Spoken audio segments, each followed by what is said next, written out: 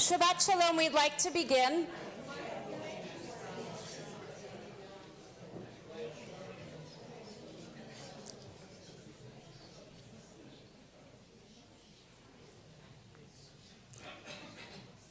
There are rabbis who serve in a myriad of places. And then there are the rabbis' rabbis. Rabbi Brad Artson is one of the rabbis to the rabbis. As dean of the Ziegler School, which is a conservative rabbinical school on the West Coast, for how many years? 25 years? For 25 years, he's trained obviously more than a generation of conservative rabbis with an innovative way of teaching, with an innovative curriculum that keeps up with the times. Rabbi Artson graduated from Harvard College, went to the Jewish Theological Seminary, also went to HUC, where he earned a doctorate in philosophy. He also has time in the pulpit as a pulpit rabbi. But one thing I can tell you about Rabbi Artson is that at every rabbinical assembly convention that I go to, if I wait too long to get to Rabbi Artson's class, I'm sitting on the floor with a lot of other people. It's always packed. So we're thrilled to have Rabbi Artson with us for the weekend.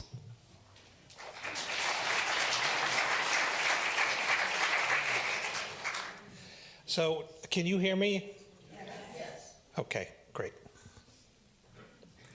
It is a pleasure to be here. Thank you very much for the honor of being with you this Shabbat. I will commend your judgment in rabbis, not this one, but that one. Rabbi Mero is one of the best. And I mean that not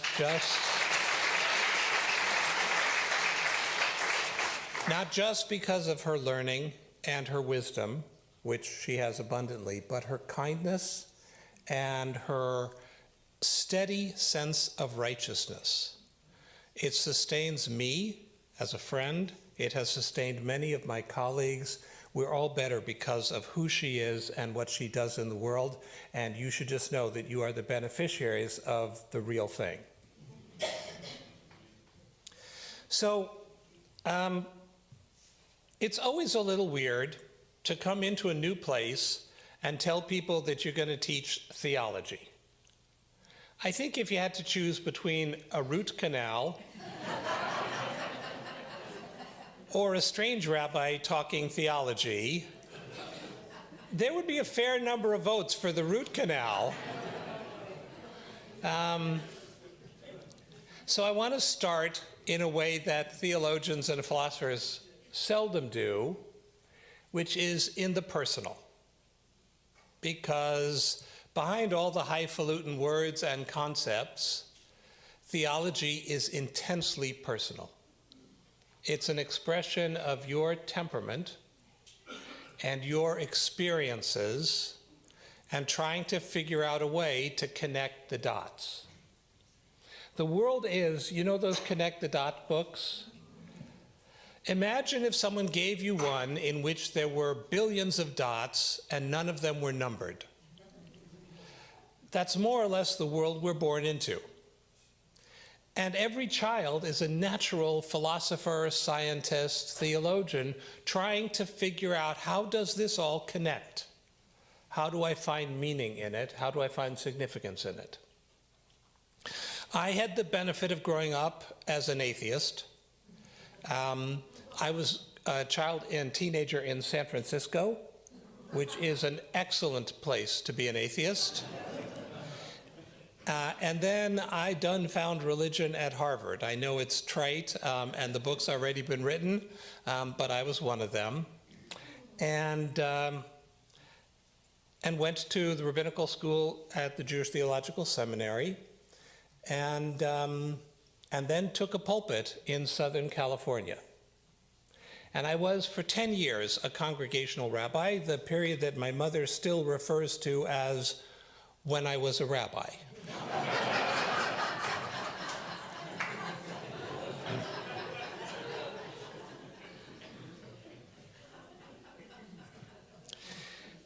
And around year 5, my wife and I were blessed with twins.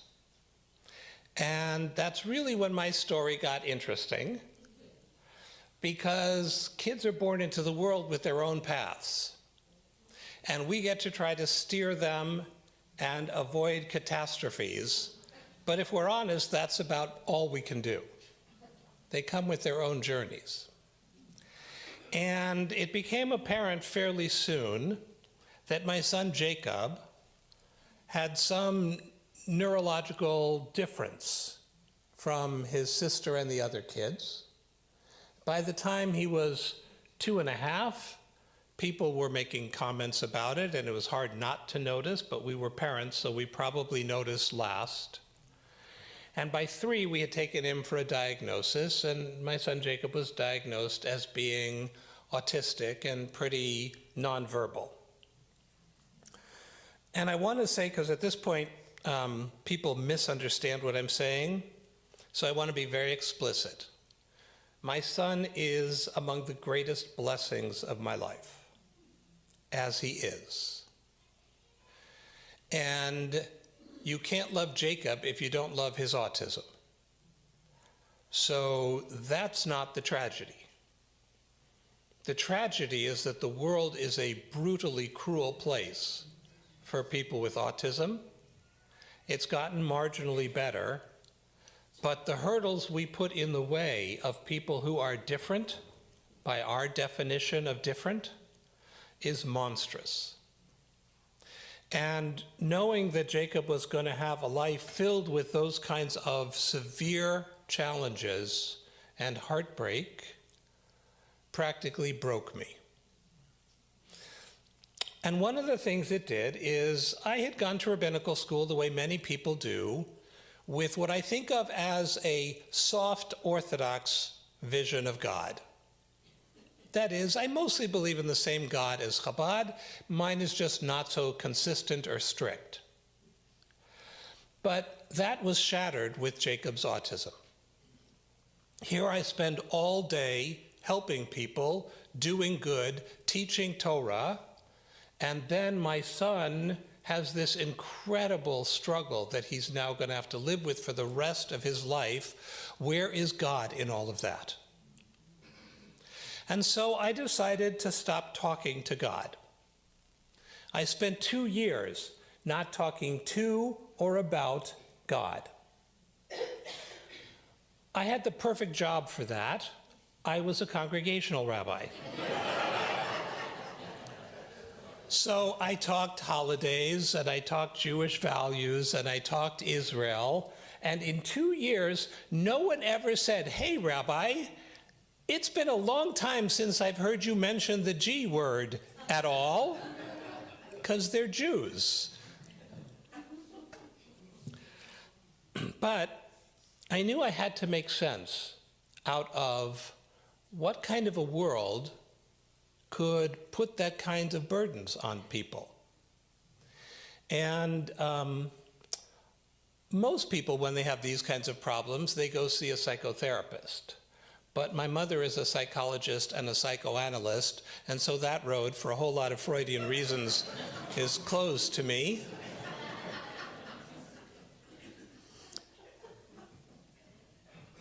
So I decided what I was going to do was get a doctorate. And the topic of the doctorate would be, what kind of universe are we living in? How is this possible? So I approached David Ellenson, alav hashalom, one of the great righteous Jews and scholars of our generation, passed a couple years ago. Unfortunately, he was the professor of philosophy at Hebrew Union College. And I told him that I wanted to do a dissertation on what kind of a universe and what kind of a God could possibly be accounted for by the one we actually live in. And he thought for a moment, and he said, "You know, that's not really a typical dissertation." I said, "No," and I said, "And I'm not interested in writing a footnote on someone else's thought. Like, it's okay if you say no, but you can't tell me something else I should do." And he said yes. Then he became president of Hebrew Union College. So a year later, I met with him and I gave him an out. You're president now, you're busy, you have a lot to do. I'll understand if you don't want to supervise this. And he said, no, you're my last one, but I'm sticking it out. And what I discovered is what I want to share with you tonight. I want us to share some really different thoughts about how God works in the world and who God is. Now, it turns out the vision of God I'm going to present to you is at odds with many of the dominant language used about God by the three Western religions. So the dominant vision of God tends to be that God is the omnis. God is omnipotent. That means all-powerful. God is omniscient. That means all-knowing. Here comes what you flew me in for. God is omnibenevolent. That's a fancy word for all good. And God is eternal, which means time does not pertain to God. Got it? Those are the four things that most preachers, imams, rabbis, and Chabadnikim will tell you is what you have to believe if you're going to believe in God. All-knowing, all good, all-powerful, eternal. The problem, of course, with these terms and concepts is that when you put them all together, they're incoherent. So let's play with a couple. Let's imagine, pick the catastrophe of your choice. It could be who won the World Series. It could be the threat of climate change or nuclear war. From the perspective of a philosopher, it makes no difference. You can pick a cuticle that is causing you pain right now. It works fine. If God is all-knowing, that is, knows the source of your pain, and all good, then God can't be all-powerful. Because if God were all good and all-knowing, God would stop it. It's possible that God is all good and all powerful and hasn't a clue what you're suffering with. That would be coherent too. But you know what I'm getting here? You can't have all three and mean what you normally mean by those words. A God who knew that Auschwitz was coming and didn't do something about it empties out the meaning of goodness in any conventional way. So you can't possibly call a God who's all-powerful and saw Auschwitz coming and just sat back and said, I'll see how this plays out. That's not a good God, that's a monster. Imagine if your next-door neighbor were slowly poisoning their kitten, right? You would not call that guy all good, right? That's evil. But if we think of a God who allows that to happen and has the power to stop it, then that God also can't be good. And that's the vision of God. The bully in the sky is what died for me with my son's diagnosis. It cannot be that this world is the absolute reflection of God's highest vision. Certainly not with God being good. Now, here's a kicker from Jewish text study.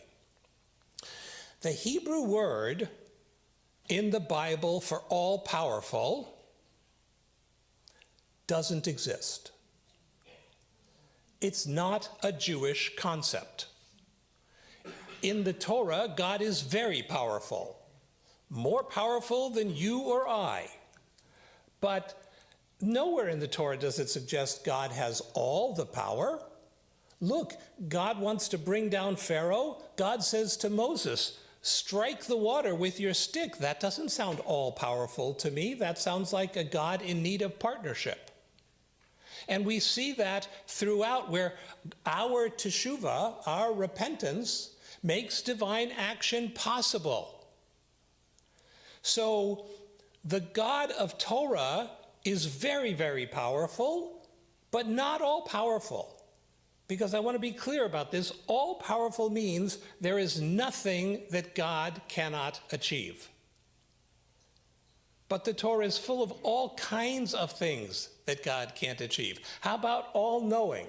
Interestingly, by the way, when I talk to Jewish audiences, we're willing to give up on all-powerful. It's kind of a Goyish concept to begin with. But when you start criticizing all-knowing, then people take that as, what do you mean my grandchild isn't getting it to Princeton? And that's where Jews get riled up. So I'm not here weighing in on how intelligent your relatives are, nor even how smart God is. God is very smart. I want to say that for the record. Are you listening? I'm saying it. But God isn't all-knowing. God walks through the garden in the heat of the day, calling out to Adam and Eve, "Where are you?" That doesn't sound very omniscient. A couple generations later, God takes a look at humanity. This will come as a shock to you, but in the days of Noah, people were rotten and chaotic, and they were interested only in their own pleasure and self-interest. I know that is shocking to you, but that once was true. And God, it says in the Torah, this is not my language, this is the Torah's language, God says, "I repent of having made humanity." What were you expecting? That doesn't sound very all-knowing either, does it? So it looks like the God of the Torah is neither all-powerful nor all-knowing. Very powerful, very smart. But and by the way, there's no way to say all-knowing in biblical or rabbinic Hebrew either. It's a Greek concept. It comes from Aristotle's philosophy. Aristotle wants to know how matter which is naturally static is in motion all the time. And the only justification he comes up with, and it's brilliant, is that there had to be something all-powerful and itself unmoving. Why? Because if you're in motion, it's because something prior to you set you in motion. Why are you alive? I'm alive because I had some delicious chicken, and that is feeding the processes of my body. Good answer. I'm alive because my parents did what they did, and here I am. Also good answer, a little less decorous. Right? Both of those answers imply there's something of which you are the effect, a prior cause. And then you can take it back a generation. What got your parents to be alive? Their parents. And at some point you have to go back to something that could launch the whole thing and itself not move. Why is it crucial that first thing can't move? I'm inviting participation now. Exactly. If that thing was moving, then there's got to be something prior to that. So it's crucial. The first thing has to be static, that's eternal, outside of time, and it has to be powerful enough to launch the entire universe, that's all powerful. So Aristotle's physics requires an all-powerful, eternal creator. But physics for the last couple hundred years has not started with the assumption that matter is needing to be set in motion. Matter can be eternally in motion. In fact, newsflash, it is. So physics is no longer interested in what got it in motion. Physics is interested in change in direction, change in velocity. It is change that requires an explanation, not motion. So there's no longer a need for an unmoved, omnipotent mover. What there is now a need is to explain the most moved mover, whose dynamic relational motion keeps the whole thing going. Enter this different theology. I invented process theology about 15 years ago, and then started to do some reading, and I discovered there was this guy named Whitehead, who was a professor at a university in Cambridge, whose name I won't trouble you with. And Whitehead wanted to come up with a metaphysics that took into account Einstein's relativity theory and quantum theory, both of which are outside of a Newtonian framework. And so he came up with the idea of a universe that is ultimately relational. Everything in relationship to everything else. And he systematized that, and you can imagine how frustrated I was, having invented process theology, to discover that 100 years before me, some guy beat me to the punch. So I want to lay out to you this understanding of the divine, and I want to lay it out with the following caveat. The God of process theology is not coercive. The God of process theology cannot use coercive power, does not use coercive power. Among other things, that means if you don't find this explanation helpful, go live your life.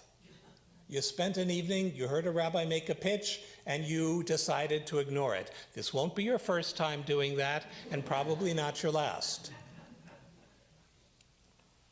But here's what I believe and what helped me with my son. I believe that the divine, which bubbles up in all of us and in everything, is constantly inviting us to make optimal choices.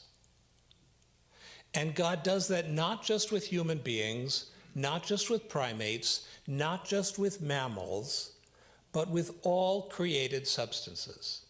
Everything at their own level is being invited to an optimal decision, which process people call a lure, L-U-R-E. And that lure, as I understand it, has 4 components. It is to maximize experience, to maximize love, to maximize relationship, to maximize justice. Now, those 4 things are not relative. You can choose to not do that, and you have the power to make that choice. And you have noticed that other things in the universe have the capacity to make surprising choices too. Any of you who live with a dog or a cat or a spouse or a child know that they are constantly surprising us with their self-determination. And if you pay attention to yourself, you'll hear things come out of your mouth that you have no idea where it came from. But these 4 are absolute, except that with them, there's a multitude of ways to manifest them. There is no one way to be loving, no one way to do justice, no one way to maximize experience. Each of us are presented a lure that is unique to you. Your entire history up until this moment, your character, your challenges, your life reality constrains the options available to you now. I will never be a world-class ballet star. That choice has been concluded. So there are some choices out of my league because of my being a 65-year-old guy who went to rabbinical school and, let's be honest, never really had a shot at ballet. That's true for each of us, but they're not the same constraints. The choices that are open to me are open by virtue of the choices I've made in the past. But they are not determined by the choices that I've made in the past. Process theology teaches that we are each of us recreated in every instant, the sum total of all our previous choices, integrated into our most recent choice. And then that becomes known by God forever. God absolutely knows everything that has happened up until the present. But the future has not been determined, not by God and not by us. And God awaits our little decisions before integrating that into the past. So for process thinkers like me, The future is plural and open, and it presents to us a multiple of possibilities, each of us different, each based on where we are in life, who we are in life, what's confronting us. And at the moment that we choose which choice to take, that becomes forever part of our journey. And that becomes our past forever. And we believe that God is vulnerable to our choices because it is impossible to be in relationship and not be vulnerable. So the classic idea of God's impassibility is what they call it, right? That God is perfect and unchanging, I reject. Because if you are unchanging, you cannot be in relationship. I knew a man who had been married 4 times. And at his 4th divorce, the 4th woman who left him, he said to me, "Brad, I know as a matter of fact that this time it was not my fault because I haven't changed a bit since the day I met her."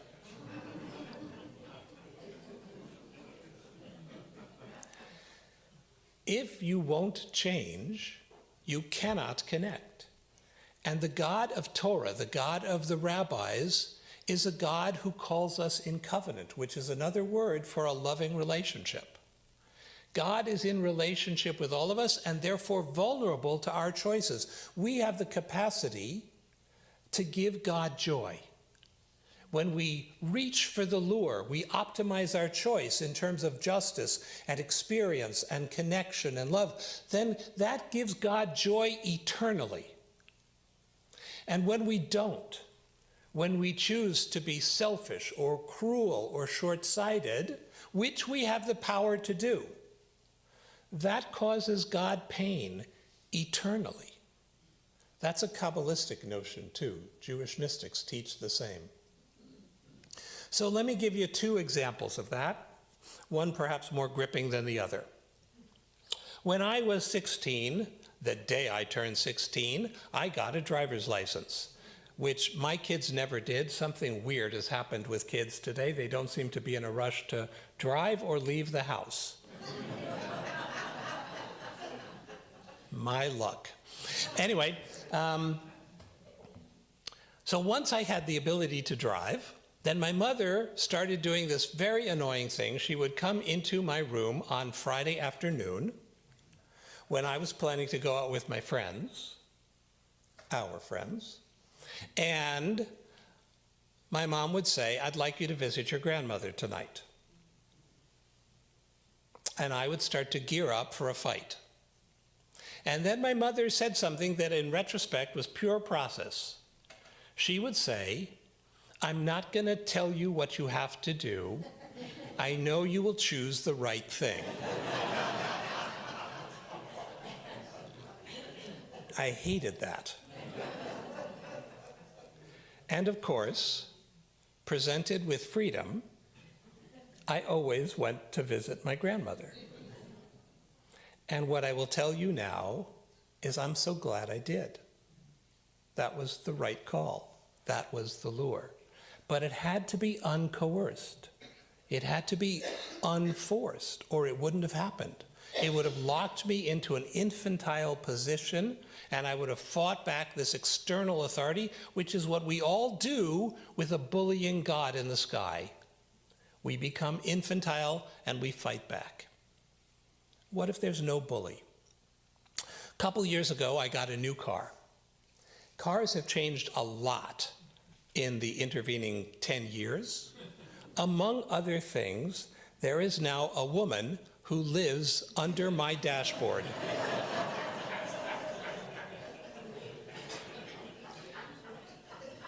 I call her Glynis because she has a vaguely South African accent. And some of you are ripe enough to remember the show My Mother the Car. It turns out that was predictive. So I'm driving down the street in LA, and I tell the car what my goal is. Here's where I want to wind up. And the car tells me at the corner, take a left. Now, the car also is not all-knowing. One of the things I've noticed about my car is that she actually wants to kill me sometimes, because she'll want me to cross Wilshire where there's no lights, whereas if I just went down another block, there would be a light. I won't do it when she tells me that. She's sorry. Anyway, but she says take a left. And most of the time, I do what she tells me, because she's really smart. But sometimes I don't. Sometimes I don't because I'm annoyed by something that happened at work and I'm not paying attention. Or I'm hungry and I'm thinking about what I'm going to have for my next meal. Or the woman in the car next to me is eating a sandwich, holding a cup of coffee, and doing her eyelashes while driving, and I am in awe of her capacity to multitask. In either case, I don't turn left because I forget and I drive straight through. If Glynis were the god of conventional religion, she would say, "You have flouted my command, and therefore I damn you to be stuck on the 405 for eternity." But Glynis is a process goddess, and she says, recalculating. Recalculating means you still get to pick the goal where you eventually want to wind up. But you've now made a choice, and that's permanently part of your journey, and that's going to change how we're going to have to go from here to there. And so I'm now going to figure out the lure, the optimal way for you to get from where you now are to that goal. That is exactly how I think God works. And I think we are, all of us, radically free to embrace a divine who created us to make good choices. So a story also from my youth, more significant. I had a stepfather who came from Wiesbaden, also known as Częstochowa, and whose family fled the Holocaust. And years later, he met a survivor from Częstochowa who told him the story of how his grandfather died. His grandfather was a chassid, and the notice was sent out to all the Jews of the town to show up at the train station at dawn the next morning for deportation. And he, like all of his townspeople, showed up, but he showed up wearing his Shabbos clothes. Beautiful silk coat, fur cap, tallis, big on. And apparently a German soldier came up to him and said in German, "Jew, take off your Jew hat and your Jew shawl." And he turned to him and said in Yiddish, "German, this is how I dress to pray and to die." And they shot him on the spot. I tell you that story as a story of freedom. Sometimes our choices are very constrained, but he was not going to let someone else determine the meaning of his life or the manner of his death. Within his limited choices, he died a free Jew. That's a process decision. Nobody can take our freedom. They can constrain our choices. And that is true of life as well. Life often constrains our choices, but they remain our choices to make. Now that changes a lot for me. Once I was giving a talk like this. Many autistic people have superpowers. My son's superpower, which is an annoying superpower, is he can hear through walls. Trust me, you do not want to live with someone who can hear through walls. But I was giving this talk, it was in a glass octagonal building, and up the road was another building, and Jacob was in that building, and he heard me start to do the wrap up, and I saw him through the glass come out of that building and start walking down, And he got into the building, he came up to me and he put his hand out like this. This is his gesture for I have something to say. So I took out the plastic keyboard and he typed, Abba, if what you're saying is true, then God didn't give me autism. That is true, Jacob. God did not give you autism. And Abba, if what you're saying is true, then God hasn't given up on me. That is also true, Jacob. God will never give up on you. You and God are partners. And Jacob typed, okay, I'm going to go listen for my lure, and walked out. Jacob now says that process theology saved the Torah for Jacob, and that the Torah saved his life. He's still the kid who knows the entire service by heart. He's still the guy who walks with me to shul every Shabbos and sits next to me in the synagogue. And we have an unusual form of worship, he and I. We don't open a prayer book. We just hug for 2 solid hours. And I feel like God is hugging me. The beauty of this understanding of God is removing the coercion helps us understand why the world looks like what it does, but what a good God is doing at this moment. God is in your heart. You have an intuitive sense of what your lure is, and it's not something that someone else can impose on you. You're the only one who can put it all together to know what's the best thing you need to do next. And it's different for each of us. It also means that prayer is not a substitute for science. It is not magic. That is not to say that prayer is meaningless. It is to say there's a great Mishnah, rabbinic teaching from around the year 250, that if you see fire in a neighborhood, it is tfilat shav, a vain prayer to ask God that it not be your home. Because if you think about it, what you're really asking God to do is, if it is your home, to take that fire, pick it up, move it over, and drop it on someone else's house. And the world doesn't work that way. So what prayer really is much more like what I used to do as a kid. I used to take a magnet and I would run it through the dirt, and there are these iron filings in the dirt, and the magnet would make them line up. During the day, we're so distracted by the aggravations and challenges of the world that we forget our true north. We forget our actual values. Prayer is a moment to remember who you really are, who you're called to be. I love the words of the prayer book for that. During that time, I become the person for whom these are the appropriate words. And it lines me up to listen with greater transparency to what God is trying to lure me into. Second thing I want to say is it changes what mitzvah, what commandment means. Here I want to go out on a limb, and I want to say that in California, at least, most conservative Jews don't really feel commanded. Maybe different in New Jersey.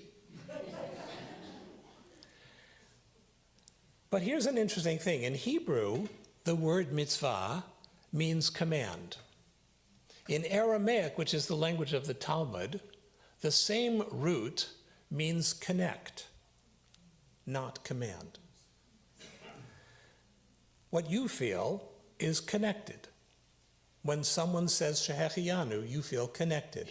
When some kid comes up and reads from the Torah, you feel connected. How do I know this? In my synagogue, we have a custom called passing the Torah, right? In which the grandparents take the Torah and they hand it to the parents, and the parents take it and they pass it to the kid, and everybody's in tears, and the only way to stop them from emoting is to open the book and read from it.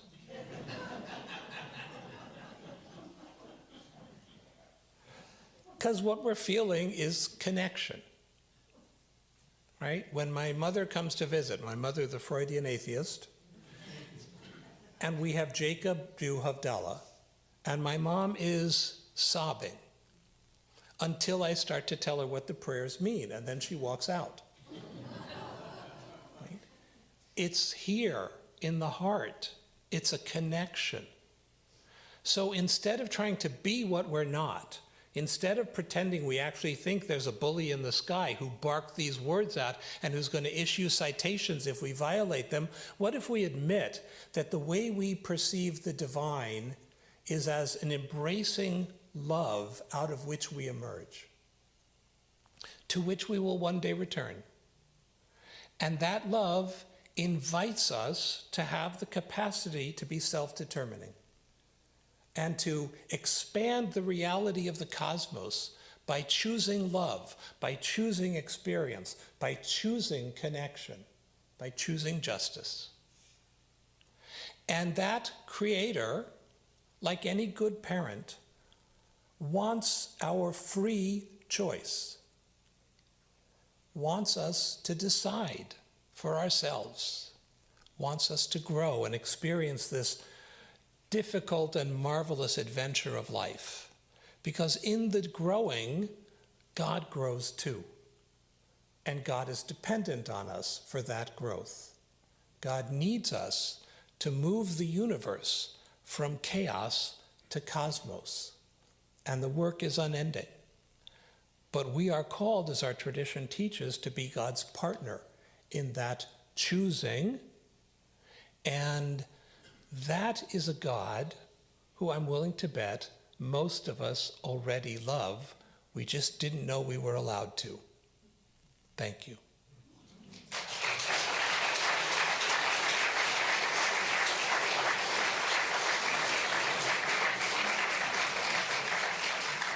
I know I said a lot of things that you don't always expect a rabbi to say. I am happy to take questions. I want to just remind you to distinguish between comments and questions.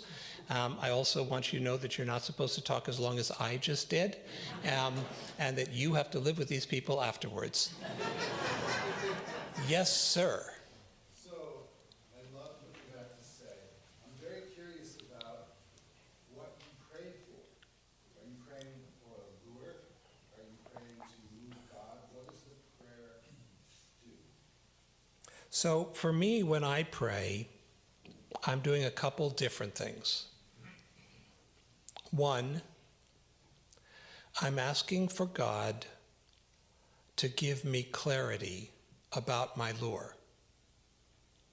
What is it you're asking me to do? I want to do what you want me to do, but there are a lot of voices coming at me. I'm dealing with my anxiety, I'm dealing with the responsibilities I have, I'm dealing with a lot of stuff. Give me a space to clear out the competing voices so I can receive what it is you want me to have. Sometimes what I pray for is clarity. I'll have an issue in my life that I don't really know what to do with, and I'll just stand there in the quiet and say, fill that space with what I need. And what's amazing to me is it often comes not verbally. I don't hear Charlton Heston talking to me. But I will often emerge from prayer with clarity about what I need to go do. Sometimes prayer is, I'm a little kid, and I'm scared, and I'm crying.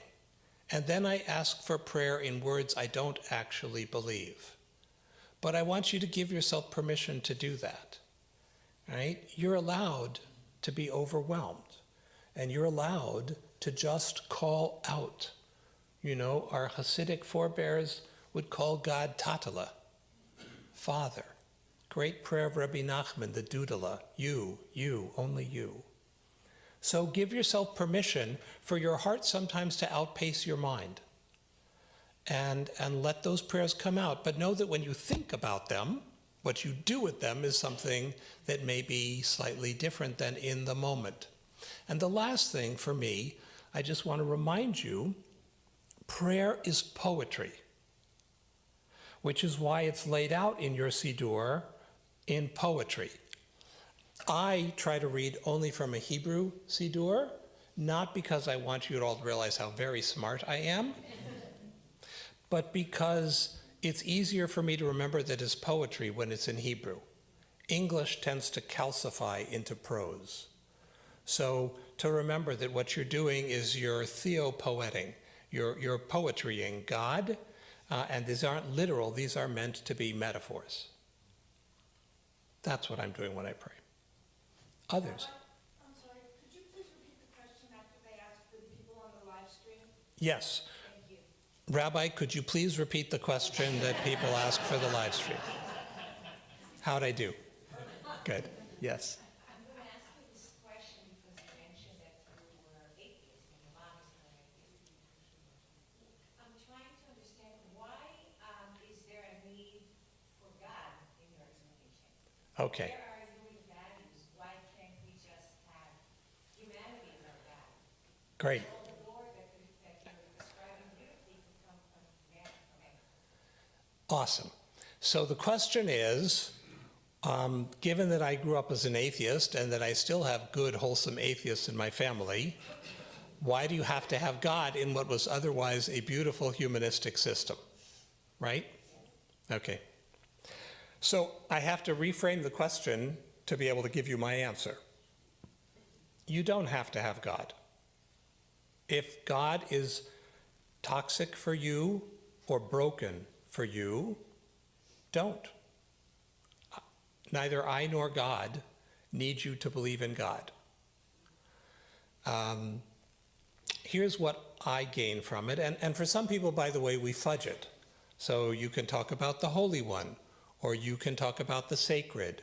Jews tend to use sociological language when saying religious things, the holy. But for me, what I want to point out that I think Whitehead takes seriously, and we were discussing a thinker who also takes this seriously. The challenge with conventional metaphysics is it assumes that matter is dead, and then it becomes incapable of explaining consciousness. So if you look at scientific books on consciousness and mind, you'll always see in the last paragraph of the last chapter, we are just about to solve the biological riddle of consciousness. That is to say, I know what the chemical formula for water is, and I know the behavioral treatment of water when it's grouped. I don't know how you get from that to the feeling of wet. I know the biochemical hormonal things that happen when young person A meets young person B. We all have had the sweaty hand, the racing pulse, the shutting down of our brain. We've all had that. But how do you go from a biochemical set of reactions to what it feels like to be in love? We can describe Beethoven's Ninth in terms of pure physics. But that's nothing like listening to the music, is it? So the challenge for me is how do you get consciousness in, not just as the inexplicable cherry on the top of the sundae, but as bubbling up from the very base, which I think is more accurate metaphysically. The only part of nature we know from the inside is us. If I were to describe you and leave out your personality, I would have described everything but you. Why wouldn't we assume that's true for all of nature? And if nature is the emergence of mindfulness, then I believe it emerges from a cosmic mind, which it instantiates. For me, that's God. But if that doesn't work for you, if you want to think about allure just in terms of physicality, do it. Others? Yeah. So in Bereshit, you have that famous line, God says, let us make man in our image. What do you think God is looking for there? Well, I'm going to repeat the question as I have been duly instructed. In the beginning of Genesis, God says, Na'aseh Adam b'tzelmenu, let us create humans in our image. So the big question the rabbis want to know, who is God talking to at that moment? And what does God mean in God's image? I know from personal experience that unless God has flat feet and fat thighs, it doesn't mean a physical resemblance. I think what God is saying is there's something essential about God that is also essential about us. And that essential something is that we are self-choosing. We have a degree of autonomy and choice that is the mark of the divine. I'll also say that one of the things that distinguishes the divine in Jewish tradition is chesed, loving kindness. God creates the universe as an act of chesed, of unmerited love. And so the more we lean in to bestowing unmerited love, the more divine we remake ourselves, the more we are in God's image. So I think that's what it means. Did that answer your question? In part, I was also wondering, why does God need humans in the first place? You know, when I used to read the news, I asked that question a lot.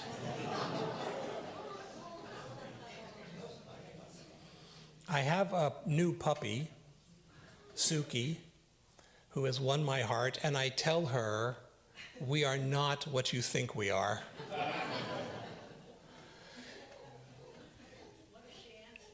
She doesn't believe me.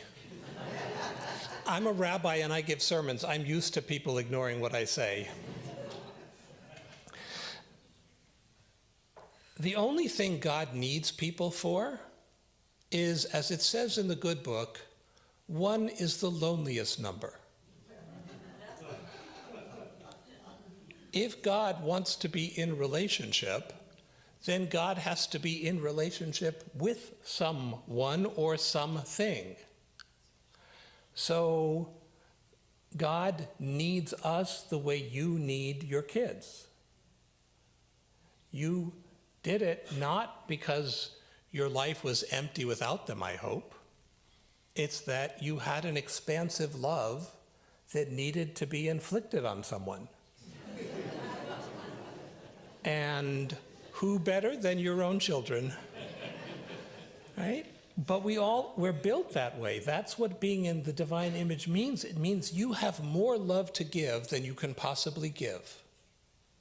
And so you're always seeking outlets to give love.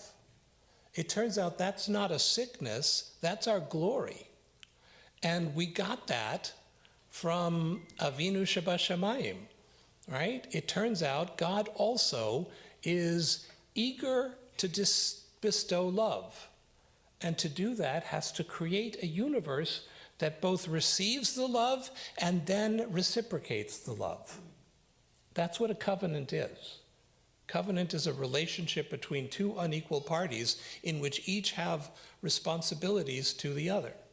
That's the main metaphor Judaism offers for our relationship to the divine. It's all covenantal. Others?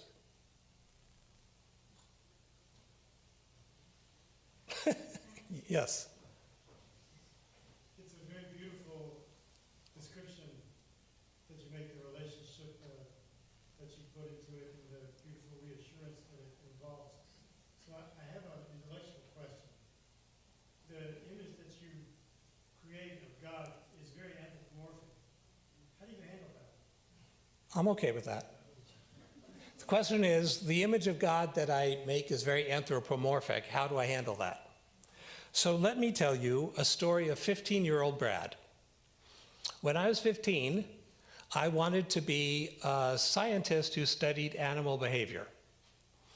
And all the biology textbooks said that to impose human emotions on animals was anthropomorphizing. And I, as a 15-year-old, knew that all these scientists had never lived with a kitten. Because if you live with a kitten, or a dog, or a chicken, or a horse, or in my case, I had an octopus named Ichabod Clancy, anyone who lives with an animal knows we are not imposing our feelings on them. They come fully loaded. And here's what's changed in the last 50 years. The science books don't say that anymore. Now what they say, which I could have told them as a 15-year-old, was, where do you think you get those emotions from in the first place? If you're a product of evolution, then all of your profound emotions come from earlier on the evolutionary tree.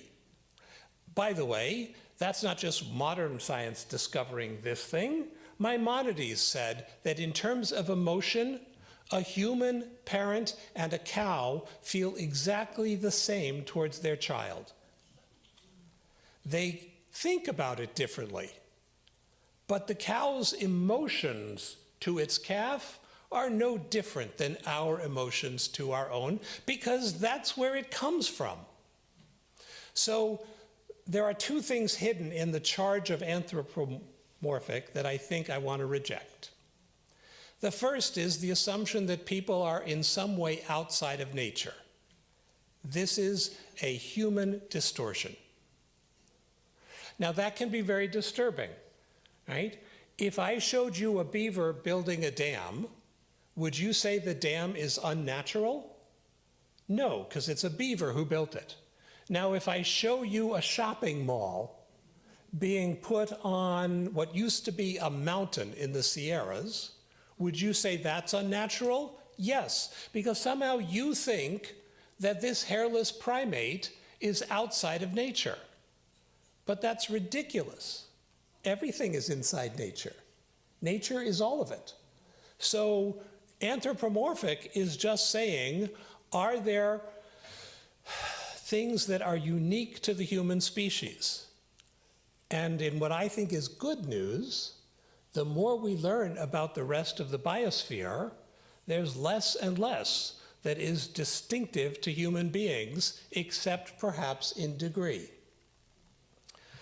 Second of all, if my version is true, I'm not saying that God is Superman in the sky. I'm trying to say the opposite of that, which is that the mindfulness out of which everything emerges risked everything for mindfulness to emerge within nature and to turn in dialogue to our Creator, which we are now doing.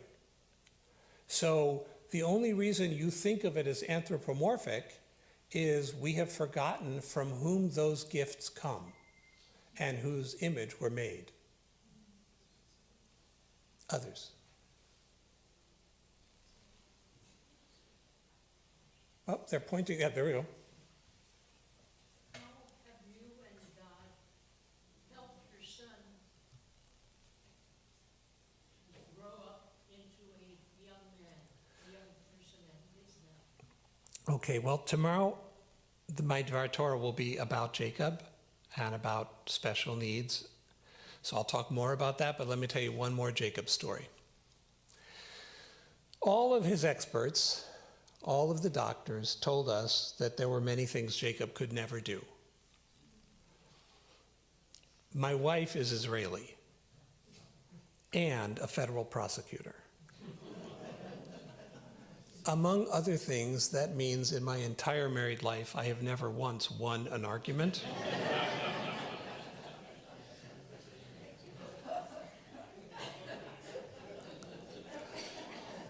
Don't try telling Ilana what can't be done. And don't tell my Jacob either. So Alana kept working with Jacob and found him people who would take him to school and who would work with him. We found this amazing, we'll talk about this tomorrow, method of communication. It's an assisted typing called facilitated communication. It's very contested and it's absolutely true. And Jacob is able to tell us, among other things, all the ways that I've screwed up as a father and all kinds of things that other people get to tell their parents. And the day that he graduated from high school, we took him to the ceremony. It was a school for people who learn differently and people with different neurodiversities. Jacob was in a blue graduation robe, and they called out his name, and he walked across the stage by himself. He did not want his aide with him. Walked across the stage, took his diploma from the principal, opened it up to make sure it was his name on the diploma. Smart kid, always check. Then he jumped off the stage and ran over to me to hand me the diploma. And I said, Jacob, you and God have done something that nobody thought was possible. Because miracles are not special effects. I live in a town where they can split the seas on a Fox lot. That's no big deal. But to get my Jacob to graduate high school, only God and Jacob could pull that off. Thank you very much. We'll talk more.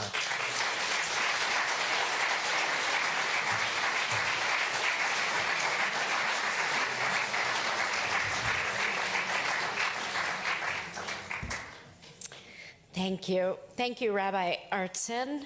I know that you're going to want to return tomorrow. For those of you who do come to Saturday morning services, know that we will be advancing things a little bit more quickly. So if you're coming expecting the Torah service to start at 10:30, it will be half over by then. Meaning, come on time. And there's always coffee in the lobby.